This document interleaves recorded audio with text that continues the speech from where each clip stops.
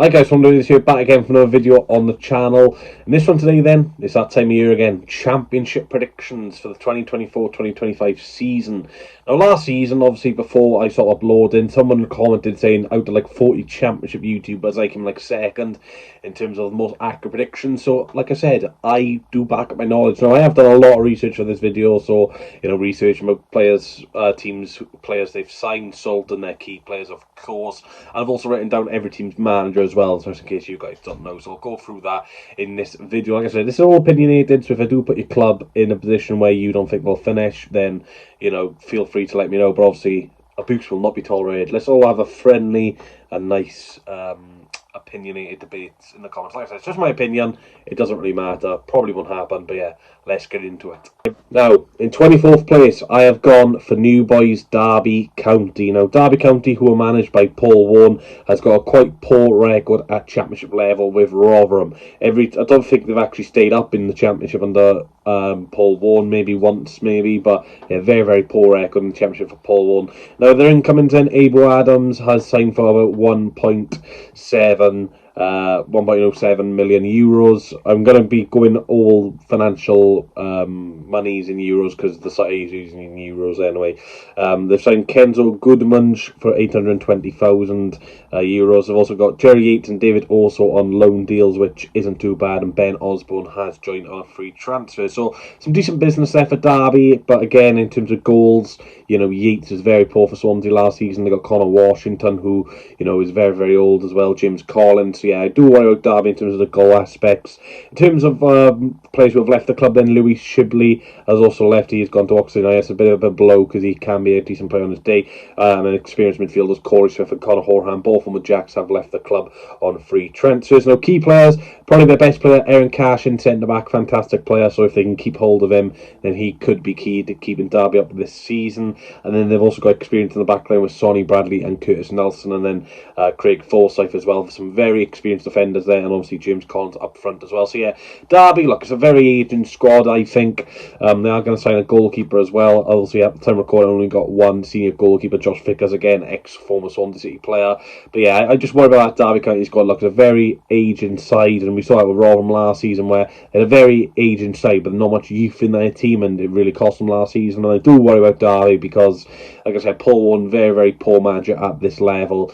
And I just worry where the goals are going to come from and where the creativity is going to come from. In 23rd place, I have gone for Blackburn Rovers. Now, they had a very, very poor season last season. They are managed by John Eustace. The signings then, it took them a bit while to get going in this transfer window, but I have signed two decent attackers on paper. Maktar Gay for 1.8 million euros and Yuki Ohash, I hope that's how you pronounce it, for 1.25 million euros. Both of them are strikers. They've also brought in two experienced players on free transfers, Andy Vyman and Danny Bath, and Jack Barrett, a goalkeeper from Everton. Their outgoings in, they have lost Sam Gallagher, who has gone to fellow championship club Stoke City for 1.8 million euros. Leopard Wolstead, the goalkeeper, has also left the club. Some key players, obviously Sammy Smoddox, championship top scorer last season, outstanding season for him.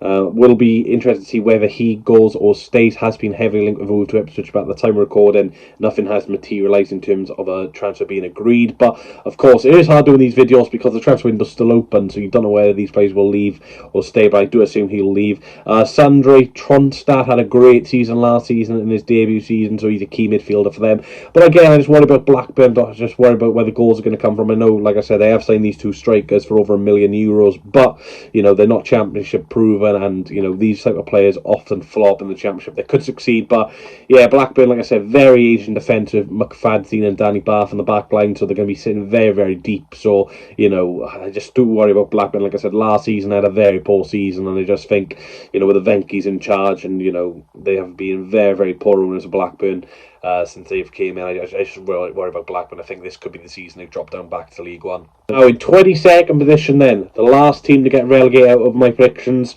at Plymouth Argyle. Wayne Rooney, of course, the manager at Plymouth Argyle, and this is one of the main reasons why I do have Plymouth in the bottom three. Rooney's managerial record has been very, very poor. At Derby County did a decent job in terms of the financial situation we're in with the deducted points, but at Birmingham City practically got them relegated, and at DC United didn't do very well over in the States either. Now, look, it's his first real pre-season in charge of any team in England anyway, so it could be a chance for him to bring his own players in, like I said, his own coaching staff, and get his own playing style. But again, at Championship level, when you've not had a great record, it's hard to turn that around. Now, their incomings then, Nathaniel Ogbeta has joined them on a free transfer.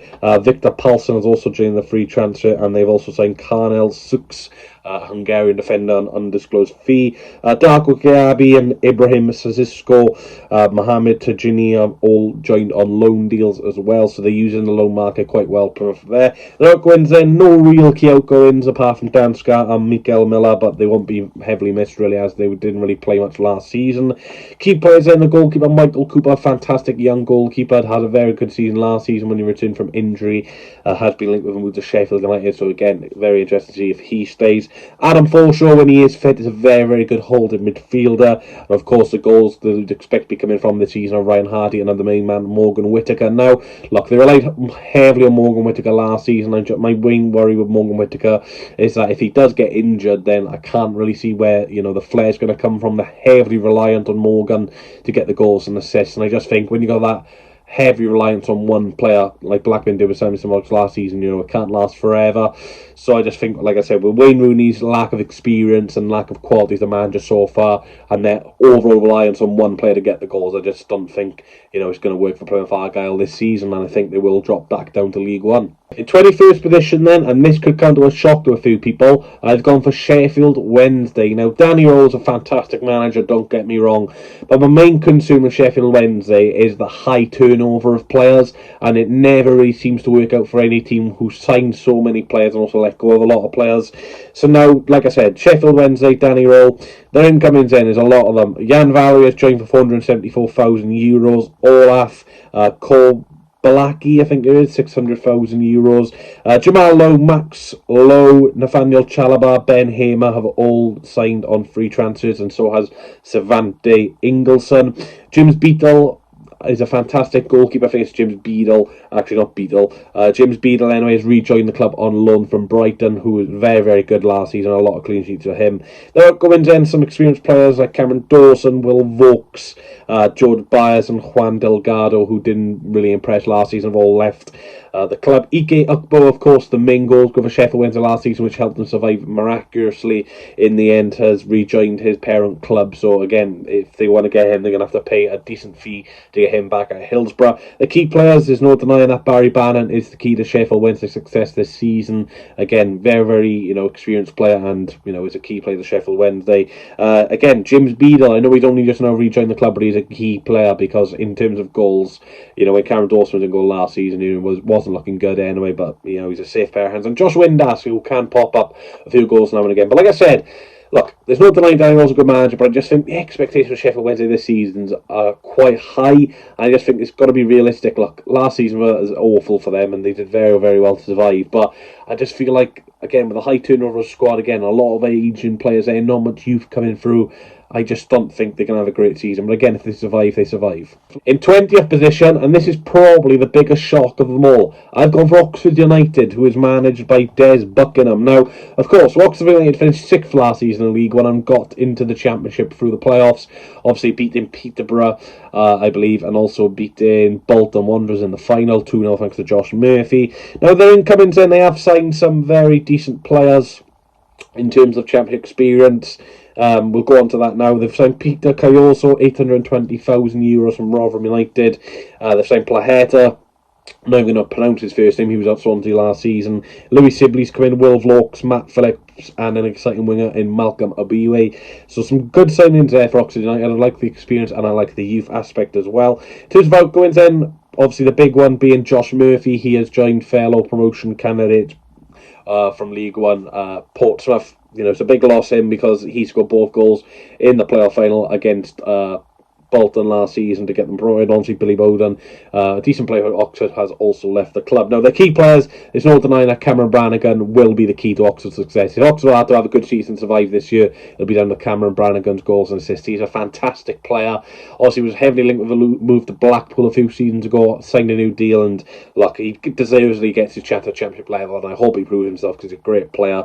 Ruben Rodriguez, who was at Notts County a few seasons ago, had a great season at Oxford United last season. It's been interesting to see if he can make the step up. So they've got some good, exciting players there. Now, I've gone with Mark Harris as a key player as well. Look, he is an experienced championship striker, has played the championship level a few times.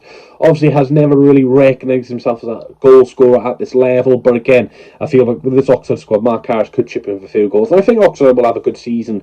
Look, it's going to be similar to what Luton did in the Premier League. I know they got relegated, but look, Oxford haven't been in the Championship for a long, long time, and I just feel like they're going to be up for every game, especially at home. You know, they're going to be giving some teams a tough test. Away from home, they could struggle, but I just feel like at home, especially when it's your first season, you're going to be up for it a lot more than other teams, and that is one of my main reasons why I've gone for Oxford to finish 20th and avoid relegation. In 19th place, then, I have gone for Watford, who are managed by Tom Cleverley. That does make me feel old because I remember watching Tom Cleverley play against Swansea a number of years ago in the Premier League. But yeah, I do worry about Watford this season. I think this is the lowest I've ever put Watford in my tail predictions. Now, incoming then, Musa Sissoko has rejoined the club on a free transfer, but he is ending towards the end of his career. Antonio Tukovic has joined from their sister club, Udinese, on loan, and Yasser Larouci has also joined on loan. So 2 defensive loans there for Watford. Now, outgoings, this is where the main concern for Watford is. Ismail Kone has left the club for €12 million. Yasser Asprilla is set to move to Stade Rennais for a big fee. So they're getting some big fees in Watford, which is one of the positives, but are losing 2 great players there, and also have lost the experience of Jake Livermore in the middle of the park. Now, they still have some good players: Wesley Hoyt, Ken Seymour, and Georgi Chekavadze, who played in the Euros for Georgia. Like I said, Hoyt is linked with a move away, so is Georgi Chekavadze. So they are good players, but again, could leave towards the end of the window. Now, in goals, I do worry about them. Daniel Bachmann had a very inconsistent season last season, was in and out the side and was making some mistakes and isn't that heavily liked by Watford fans, even though he is club captain. Again, where's the goals going to come from? I know Rakjovic, I think his name is, scored 11 goals last season, but it's not a great return for playing over 40 games. But yeah, Tom Cleverley, again, very inexperienced, came in last season, did a decent job to, get Watford the results they wanted. But again, it's a whole different chapter now, having a full season against some of the best sides in the league, like Leeds, Sheffield United, and stuff like that. So yeah, I do worry about Watford. 19th won't be a great season for them, but you look at their outgoings and the incomings. It's a lot of quality being lost there. 18th position then, I have gone for Millwall, obviously managed by club legend Neil Harris after he rejoined the club last season. Now, some of the incomings outside then, Lucas Jensen has joined as a goalkeeper who was very, very good at Lincoln last season. Macaulay Longstaff has joined the club in search of a goal scorer, €830,000. Jaffet Tanganga has also rejoined the club on a free transfer, which I'm very, very impressed with. So basically he's playing at championship level because I think he is a decent low-level Premier League player. Outgoings then, no real players lost apart from Bartosz Belakowski. I've only really included him because he was their number one a few seasons ago. But yeah, no real key outgoings for Millwall, which is good for them. Key players then, I've gone for Jake Cooper. Obviously been at Millwall a number of seasons now and is a very experienced defender. And I feel like under the Neil Harris style of play, he will chip in and be a very, very important player for them. Casper Dino, fantastic season for him last season. Average, I think, 7 overall out of 10. For all the games he played in, which was fantastic for him. I've also gone for Zian Fleming. Now, I think with Fleming, it's an interesting one. Didn't have a great season last season in the second season at Millwall, but in his first season, he was outstanding. And I feel like he could be a bit wasted under Neil Harris in terms of their style of play. I don't think it's going to be on the floor too often, which won't suit Fleming's style of play. But again, from set pieces, I think this man can be a key player, especially with some of the height Millwall have at the back. And I think Millwall this season will play, that limb long balls. They'll utilise the set pieces and try and straight teams as well. And I just feel like under Neil Harris, there won't be a concern for relegation. I don't think they're going to finish too high up. Obviously, Neil Harris's stock with the last few years has gone down since his Cardiff days, and some of the jobs he's taken have been at League 1 and League 2 level. But yeah, I think 18th for Millwall will be a fair evaluation of their season. In 17th position, then I've gone for Stoke City, obviously managed by Stephen Schumacher, who's in his first full season as Stoke City manager. It's an interesting one with Stoke. Look, on paper, fantastic squad. We do it every single season, and they just fail to impress. And I think it's going to happen again.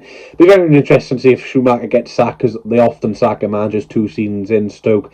Obviously, Nathan Jones, Michael O'Neill as well. Now, in comes Victor Johansson, fantastic goalkeeper for Rotherham. He has joined the club for €1 million. I think that's a sensible signing. Look, a very good Championship goalkeeper. Eric Jr. Bocat, I think that's how you say it, €1.2 million. He's joined the club. Sam Gallagher, €1.8 million has also joined, but I think he suffered an injury in a friendly already, which is a big blow for them. And obviously Ben Gibson has joined the club in a free transfer from Norwich City, which is a decent signing because he was once bought for over £10 million. Outgoings in Kieran Clark, Wesley and Tyrese Campbell have all left the club. Look, they all played a part last season, but none of them really impressed that much. And obviously the big blow is Campbell, obviously being at Stoke for a long time, but with his injury concerns, you might as well get someone else in that position, especially with the wages he was on. Key players then, I've gone for Ben Pearson and Wouter Berger in the midfield. Wouter Berger, fantastic season last season, already being linked with moves away, just shows how important he is, especially with his stature and physicality in the midfield. Ben Pearson, guaranteed to get a few yellow cards this season. I think he did get the quickest yellow card of last season, actually, which doesn't surprise me. He has missed a yellow card. And I've got for Andre Vidigal now. He did have a quiet second half of last season, but I remember in August, September, he was absolutely flying. Majority of his goals he scored last season were in the opening months of the season, and if he can counter that form, then Stoke could be in for a good season, especially with him on the wing. I've also gone for South Korean. I think it's Bae John Ho. I hope that's right. Obviously, South Korean, there's a couple of them in the EFL now, which is fantastic, and the Premier League, obviously with Ji Song at Swansea City as well. But yeah, with Bae John Ho, could be good, could not be good, but he has looked quite good in pre-season. But yeah, still again, worry where the goals are going to come from. Sam Gallagher's not a goal scorer, consistent goal scorer, and obviously Niall Ennis is injury prone all the time as well. So yeah, do worry where the goals are going to come from Stoke. In 16th place, I've gone for my club, Swansea City. It hurts putting this list low, to be honest, but I've got to be realistic and our expectations this season. Obviously, the manager Luke Williams, not a bad season last season. Of course, the first couple of months he came in, we weren't getting great results, but towards the end of the season, he turned the form around after beating Cardiff, and we had some good results in the end. Incoming sign Goncalo Franco, €2.1 million. Ji Sung, €1.1 million. Zan Vobodnik on a free transfer from Bordeaux, and Lawrence Vigouroux for an undisclosed fee. So some decent signings there, some European players of decent pedigree, and obviously a goal scorer, hopefully, in Vopodnik, who did very well at Bordeaux. Outgoings, Jerry Yates, Mikola Kukurovic, not really good signings, to be honest. Obviously, Jerry Yates cost £2.5 million. Kukurovic, don't want to mention how much he cost because, yeah, didn't work out. But Yates has joined Derby. Nathan Woods also left the club for €3.5 million to go to Southampton. Not really that bothered about Nathan Wood. I just didn't think he was that good, to be honest. I just thought he concentrated more about playing out the back and his defending. Key players then for Josh Tymon, very good debut season last season. Took a little while to get going, but when he did, he was fantastic. Harry Darling, I think he will be the first choice this season. Last season, I think it was his first real good season at Swansea City where he played the majority of games. Did get dropped now and again, but I just thought he was outstanding and is a very good, dangerous from set pieces as well. Matt Grimes, of course, if you're sort of a Swansea City fan, then you will know how important Matt Grimes is to Swansea City. I was going for Ronaldo. I think with him settling down in Swansea now for his first full season, I think he could have a really good season and maybe get 10 goals and assists, fingers crossed. But yeah, I've gone for Swansea this low just for the fact that I do worry about the squad depth a little bit, and away from home with the style of play, I do worry a little bit, especially defensively. I think we had the 4th most XG against last season, so we really have to sort that out, otherwise we'll concede a lot of chances. And you look at some of the teams which I'll put on later on in the video, their firepower, like I said, I do worry about us a little bit. In 15th place then, I've gone for Queen's Park Rangers, of course, managed by Marty Cifuentes. Incoming then, they have signed Zon Sila for 2 million euros. Jonathan Varane, a very, very exciting young French player, 1.5 million euros. Paul Nardi has joined the club, and Herferton has also joined on a free transfer. Outgoings in Sinclair Armstrong has left the club, but they've had a very, very good fee for him. Chris Willock, a bit of a blow. I know he was inconsistent last season, but when he is on form, is a terrific key playmaker at this level. Albert Adoma, then a key figure at QPR, not in terms of game time, but just in terms of, you know, his importance in terms of outside of football, in terms of like the dressing room, stuff like that. He's also left on a free transfer. Key players then, I've gone for Steve Cook, obviously experienced player, very, very good season last season. Jake Clark-Salter being linked with a move to Wolverhampton Wanderers. Be interested if he can stay. Obviously, Begovic has also left the club. I forgot to mention that just now. Elias Chair, obviously, he was going with this legal thing in Belgium, but that looks like it's settled now, so there's no risk of him going anywhere, which is good for Queen's Park Rangers. And Lyndon Dykes. Now, Dykes hasn't really hit the heights of UPR for a couple of years now, but if they can get the best out of Dykes, he is a decent goal scorer. But yeah, QPR 15th, I just feel like with the season they had last season, they just need a steady campaign. Again, I do worry where the goals are going to come from, like I said. I know they've signed some good players, like I said there, but again, not championship experience, so, you know, it's very hard to tell how they'll do. 14th place then, I've gone for Bristol City, managed by Liam Manning, former Oxford United boss. Incomings then, Fali Malolu for €3.5 million, a big signing that for Bristol City. Sinclair Armstrong for 2.95 million euros. Both of those are being attackers. Yu Harakwa on loan. Outgoings then, Andy King has retired, so best luck to Andy King out of retirement. Obviously was at Swansea for a brief period and did quite well. Matty James and Andy Vyman have also left the club, so a lot of experience leaving Bristol City there. In terms of good young talent, they've got Anis Mehmeti, who, you know, scored a wonder goal against Leicester last season. Taylor Gardner-Hickman is decent. Tommy Conway, who is potentially leaving, has fallen out with the manager, and I feel like that's a bit of a blow. You know, when the manager falls out with players, it's never a good sign, really, as, you know, there's no denying that Tommy Conway is probably some of the best mates of some of those Bristol City players, and, you know, when your best mate gets basically thrown into the reserves, then you're going to be, you know, turning right at the manager. So yeah, not sure if Manning will last the season, but I think Bristol City will have a decent season. I think 14th's not bad for them. Again, have lost Scott Twine, who's gone back to Burnley, so the creativity has gone there. So again, final third, I do worry about them a little bit. 13th place then, I've gone for League One winners Portsmouth. Now, I think this is a very, very exciting Portsmouth team. John Mousinho, the manager, very, very good season last season for Portsmouth, understandably so. Incomings then, not signed too many players. Josh Murphy has joined the club on a free transfer from Oxford United. Andre Dozzell has also joined a free transfer from Queen's Park Rangers. And they've also signed Elias Sorensen for €350,000. Outgoings then, got to be honest, there's no real, you know, big major outgoings at Portsmouth. Sean Raggett, Joe Rafferty and Lee Evans have also left the club, but they weren't going to play a part this season. Key players then have gone for Marlon Pack, a very experienced midfielder approaching the end of his career now, 33 years old, but, you know, he's been at Cardiff for a number of years and also Portsmouth now, so he will be able to, you know, calm things down when things are getting a little bit crazy at Portsmouth. I've gone for Callum Lang. I think he's a good player, obviously at Wigan before, still a little bit inexperienced at this level, but can have that, you know, a real ability to attack the final third. Colby Bishop, very good season last season, will be the main source of goals for Portsmouth this year. Obviously, he's done an Accrington a number of years. And I've got for Paddy Lane again, similar with Callum Lang, really, both exciting players, but need to just their consistency at this level. But I think Portsmouth, with their home from last season, like I said, they've not done too much business, but I think sometimes that can really impress, just for the fact they've kept the core of the squad there. You've kept the manager there. You've got the home record, which was outstanding last season. I think they'll be a really, really tough team to go to this season. In 12th place, then, I've gone for Sunderland. I think this will be a bit of a disappointing season for Sunderland, to be honest. We do have a new manager now, Régis Libris, a French manager. I probably butchered that name, but, you know, it is what it is. Incomings in, they've got Alan Brown, who I think is a fantastic midfielder, obviously former Preston midfielder, and Ian Paveda's joining a free transfer. I'm not sure about Paveda, to be honest. I know a lot of people hype him up, but he's never really hit the heights of being a championship winger, but again, could be a decent squad option if Jack Clark gets injured. Outgoings in, Bradley Dack, the only major outgoing there, has left in a free transfer again with his injury record. squad is sensible, and obviously with Tony Mowbray not being there now, it just makes sense. Key players then: Anthony Patterson, goal, safe pair of hands, very good season last season.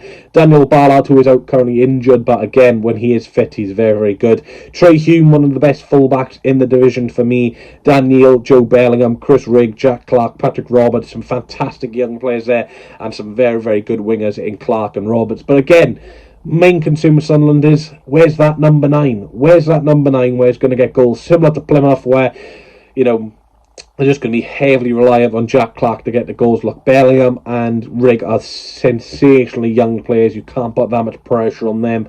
Their home form last season, Sunderland, was pretty dismal, to be fair.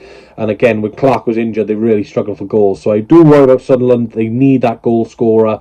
And yet, at the time of recording, they still haven't got that man in. 11th place then, I've gone for Preston North End. I think this will be a similar situation for Preston as other years, where they're way too good to go down, but they're just not consistent enough for playoffs. Now, the manager, Ryan Lowe, is a good manager, did have his doubters last season, it was safe to say that, but he did keep his job. Incomings then, they haven't been too busy in the transfer market. Sam Greenwood's joined on a loan deal from Leeds United, and Stefan Tito Fortson has joined, the Icelandic player, for €830,000. Outgoings then, Alan Brown's a big loss, obviously losing him to Sunderland on a free transfer. Patrick Bauer has also left the club, and Liam Miller's loan spell has expired, so they will miss his creativity. Key players then have gone for Brad Potts, Ben Whiteman. Look, both of those are very good players, especially Whiteman in the middle of the park. Very good replacement he was for Ben Pearson. Matt Foggia Jensen, very good player, and Emil Rees-Jacobson. Obviously, with him being fully fit now, he'll be looking to reach that 15 goal a season mark. I just think Preston have a very well-rounded squad, but haven't got that, just ability to get into the playoffs. But I like Ryan Lowe. I don't mind Preston. I just think it'll be another mid-table season for them. In 10th position then, I've gone for Hull City. New manager Tim Walter, who was managing Hamburg over in Germany. Obviously, Liam Rosenior got sacked. Quite surprised with that, to be fair, but obviously the Hull owners are ambitious. Incomings in, Ryan Giles has joined the club after his successful loan spell last season for around about €5.5 million. Cody Drama has joined a free transfer. I think that's sensible business. Obviously losing Cyrus Christie and obviously bringing in Drama makes sense. Outgoings in, some very big losses in terms of this. I generally think these are the worst outgoings yet out of everyone I've said so far. Jacob Greaves has left the club, €21.5 million. Jaden Philogene left for €16 million. Orsan Tufan also left the club. They've lost Liam Delap and Fabio Carvalho, who are on loan, so there's a lot of quality left. Hull City, and like I said, with them only bringing in 2 senior players so far of note, I do worry. Again, not sure where the goal is going to come from. Oscar Stupinan obviously had a good first season with Hull, but last season was loaned out. So yeah, I think Hull have lost so much quality. It's really hard to replace those quality players, and like I said, haven't replaced them yet. And new manager, I think it could take time to settle in and stuff like that. In 9th place, I've gone for Cardiff City. Now, as much as it pains me to say this, I generally think Cardiff have done some of the best business in the transfer window. Now, I'm taking my Sun City hat off here, and I'm just generally being honest as a Championship supporter. Cardiff have got a very good squad and a very good manager. Errol Bullock, look, as much as we like taking the mickey out of him and stuff like that, very good season last season. I know Cardiff, in terms of open play goals, I think they were the worst in the division, but they were getting some very good results, and defensively look quite solid as well. Incomings in, Callum Chambers, Anwar El Ghazi, both from Aston Villa players coming on free transfers. Chris Willock, which I think could be potentially signing of the season. Very good signing for Cardiff there. Wilfred Kanga comes in from a loan from Hertha Berlin, who's got a decent amount of goals last season and hopefully fills the void for players who have left the club like Colin Grant. Robertson from Man City, a midfielder, looks set to be incoming in the next couple of days' time of recording, who had a very good loan spell at Portsmouth last season, which will give some very good youth into that midfield, which was quite aging, especially with Ramsey and Rolls in there. Outgoings then, they've lost Shea Ojo, Romain Sawyers, which aren't really any losses for them at all, but the main loss is probably Abel Adams, who didn't really get a chance at Cardiff, but at Derby last season was quite good. Key players then, Demetrius Goutas, who I think is a very good defender, and his height is a real problem. Scored a couple of goals last season as well. Perry and James are very good attacking right back, one of the best in the division for me. And of course, Aaron Ramsey, when he is fit, is so good. We saw that in the South Wales Derby in September. He was probably the best player on the park that day. Obviously, didn't really play much against Swansea in the second game, which obviously helped us massively. But I think if Ramsey could stay fit for the majority of games, Cardiff could have a chance at playoffs. Huge loss on Isaac Davis, obviously. He had a successful loan spell at Belgium last season. Obviously, came back, was fine in pre-season, and unfortunately for him, has got a 4-month injury, which I'm glad about from a Sun City perspective, as he'll miss the South Wales derby, and I generally think he could have caused us problems. But yeah, he's out for 4 months. But I think Cardiff will have a good season. Obviously, there was a lot of conversation about Errol Bullock potentially leaving Cardiff, but he has stayed, and I think Cardiff will have a good season, as much as it pains me to say it.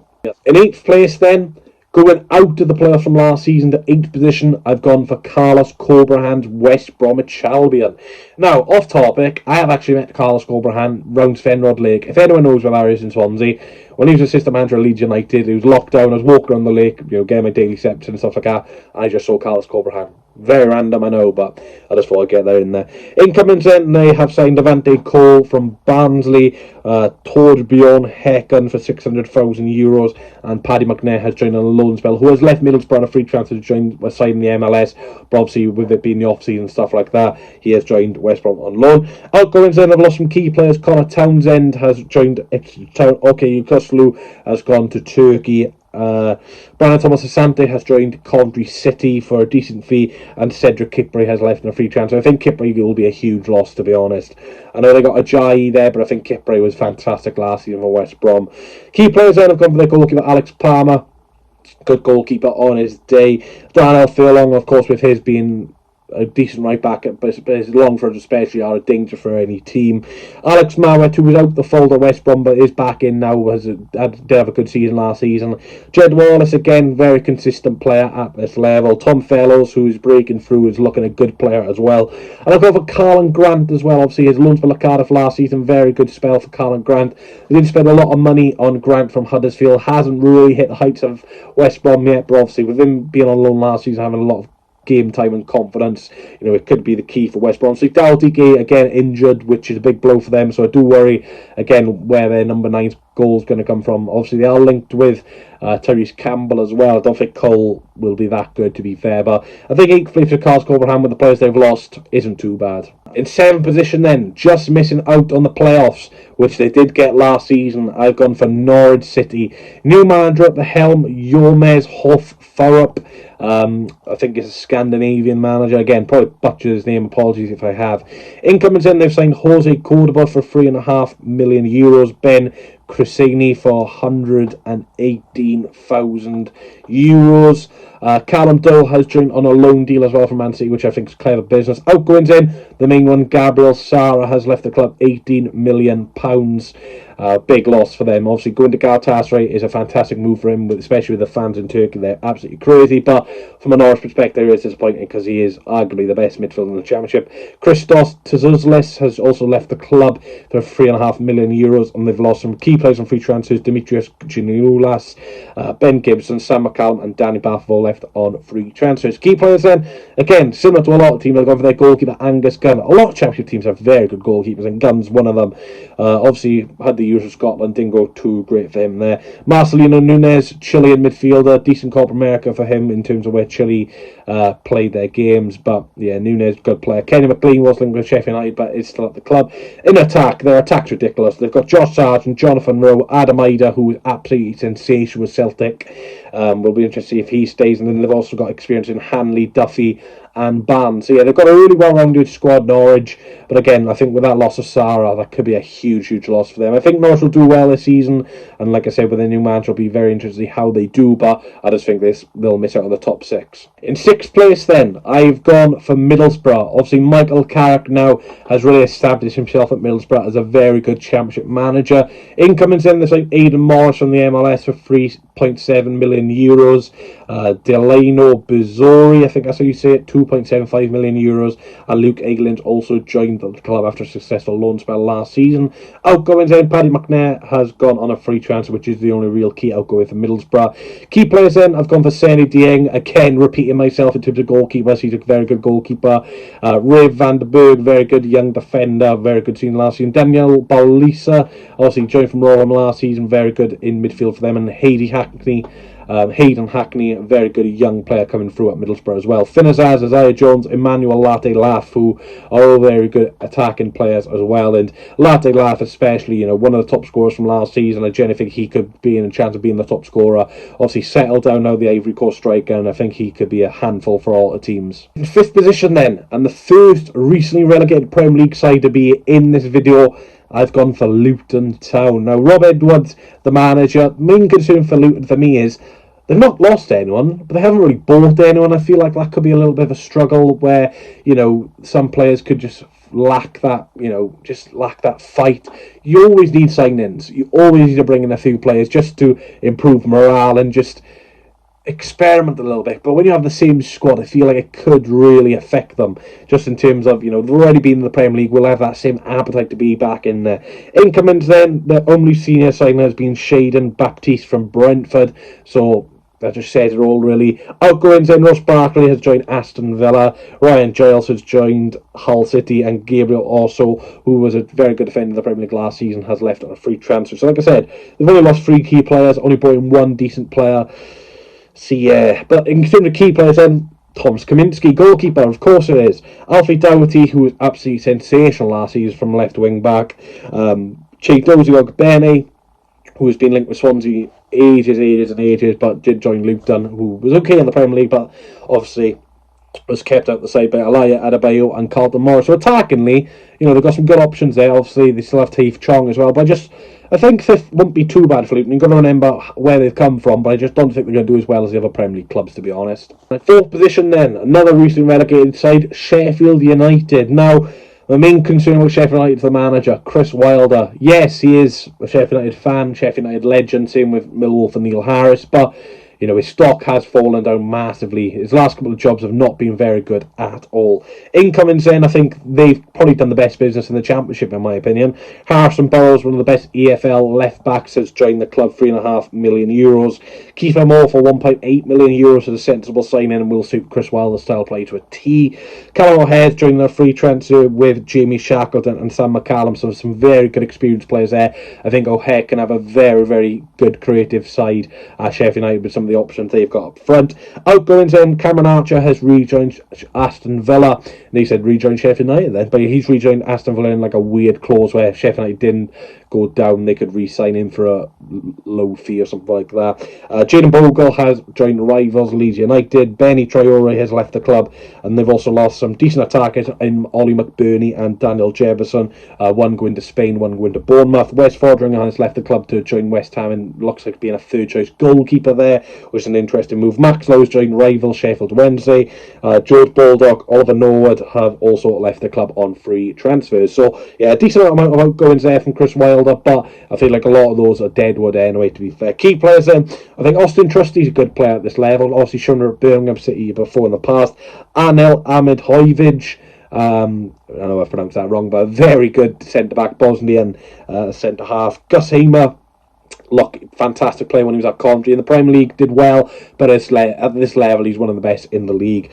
Ollie Arblaster, now I've included him as he did feature in the last couple of games in the Premier League for Sheffield United and really impressed, and look, he's a local boy, and I think when teams usually go up, they usually have this one local boy, like Leeds had last year. I know they didn't go up, but that was just an example. And William Osula has had a very good pre-season as well. Look at their attackers. They've got Osula, Kiefer Moore, Brewster, who's done it at this level before. They've got some good options there, but again, main concern with them is Chris Wilder and his style of play. In 3rd place then, I really was tempted to put these into the top 2 for the last couple of seasons they've had at this level.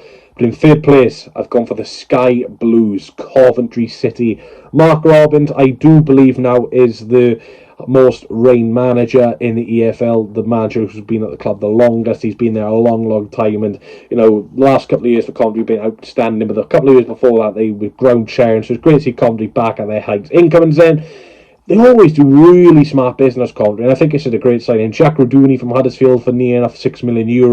Brandon Thompson-Sante will strengthen the striker options they have. Lewis Banks has joined for $2 million. I think it's Louis Banks. But yeah, Callum O'Hare's left on a free transfer, which is a huge loss for them. Key players then have gone for their right wing back, Milan van Ewijk, a very good attacking option for them. And then the strikers, Hadji and Ellis Sims, who really funded a good partnership last season. Obviously with Thompson-Sante in there as well.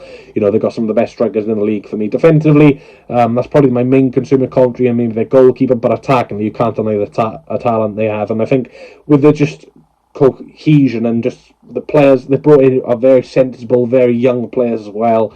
I just feel like they've got a great squad there, and you know, they don't have to have the best players in the world to be one of the best teams in the league. Into the top two now. In second place, going up as runners-up, I've gone for Leeds United. Daniel Farke's Leeds United. Incoming's then Joe Rodon has rejoined the club after a successful loan spell last season. Julian Bogle's come in to strengthen that right-back position. And Joe Rothwell, who I think is a very clever signing on loan from Bournemouth, who was very good at Blackburn previously. Outgoings then have lost some key players. Archie Gray has joined Tottenham for around about 41 million euros. Crescencio Somerville has left the club, a huge loss for them, but they are getting a decent fee for him.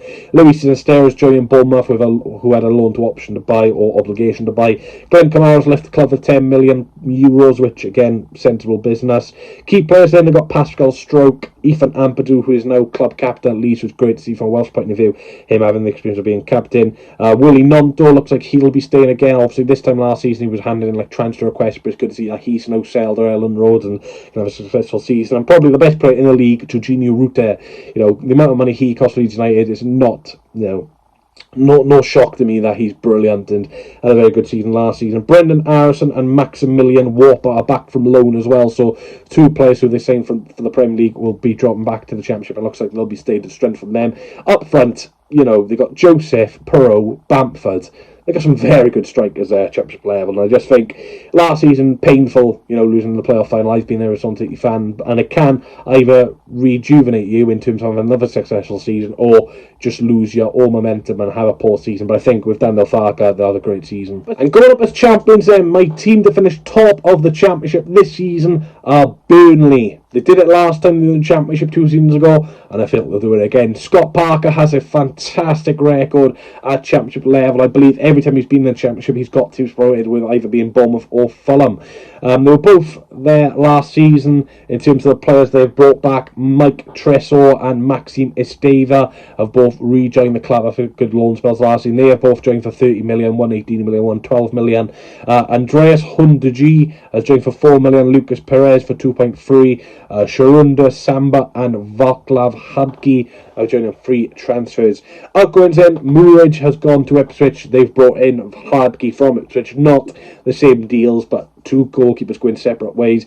Charlie Taylor, I think, is a big loss. He's gone to Southampton on a free transfer. Jack Cork, experienced midfielder, has left on a free transfer as well. Key players then, Ziki Amdouni, good season last season in the Premier League. Did see him in brief spells at the Euros with Switzerland. Aaron Ramsey currently up injured, but you know, very good player. Josh Cullen, Sander Berge at Championship level, at midfield too, should be an absolute joke.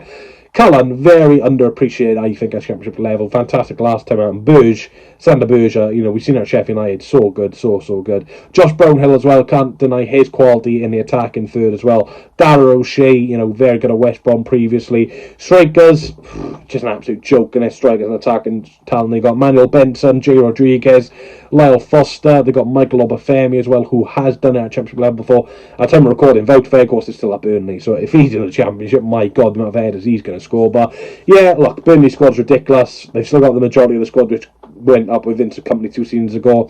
They've only lost, they haven't really lost anyone apart from Taylor and Murridge, where they've already got James Trafford anyway. So yeah, Burnley squad's a joke. Scott Parker, as much as I don't really find his football attractive at Championship level, he can't deny he's got a fantastic record, and I think Burnley will win the league. So anyway guys, that is my table predictions for the 2024-2025 table. God, it's going to be a tough season, I think, for Swansea. But hopefully you enjoyed the video. Let me know your thoughts down below on my predictions. Like I said, I was second most accurate of 40. So fair play to that guy who recorded them all. But yeah, it's been a very long video. Hopefully you can appreciate the amount of research I've done. I've got about 5 pages of notes. So if you do appreciate that, please leave a like. Let's try and get 50 likes on the video. Share about. And yeah, hopefully we're coming back to this video in 9 months' time to 24 to 24 correct. But I highly doubt that. So anyway, thanks for watching. Catch you all in later. And yeah, those are my championship table predictions for the 2024-2025 season.